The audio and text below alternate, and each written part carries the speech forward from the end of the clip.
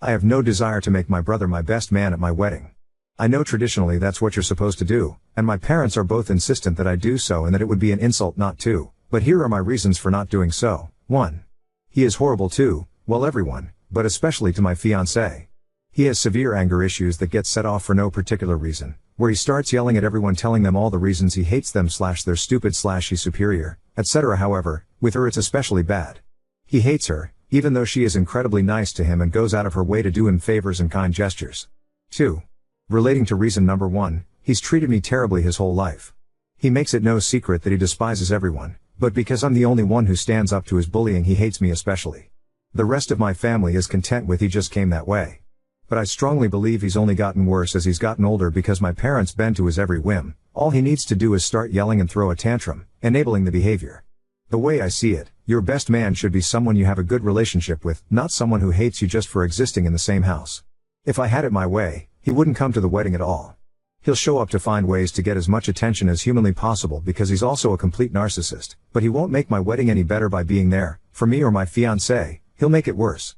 Again, my parents insist I am in the wrong not to have him as my best man. Is this wedding tradition really so important and ingrained that I'd be an asshole for not sticking to it? Edit, I truly didn't expect such a widely unanimous answer here.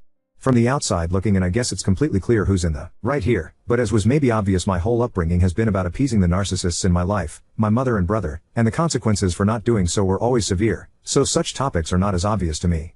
You're all very kind to take time out of your day to help me think through this logically without the pollution of my mother's guilt tripping or threat of my brother's adult meltdown. At this point I'm settled on not having him as my best man, or being in my wedding party. I'm also considering not inviting him at all. My hang up on that is my hope to minimize drama, not just at the wedding but after. If I don't invite him, my mother will spend the entire wedding telling people nonsense about why I am, indeed, an asshole for not inviting him and that he's really sweet now. Oh, he's not like that anymore. It's been so long since you've seen him, he's grown up. Op is just a crybaby and drama queen who wanted to make a point since they're so different. Now the solution to that is clear, just don't invite mom either. My worry there is that I'll never hear the end of it from extended family and family friends who are going, and it'll be the topic of gossip and a whole goddamn thing. She of course would never forgive me, and that would be the end of our relationship as well, which is not what I want.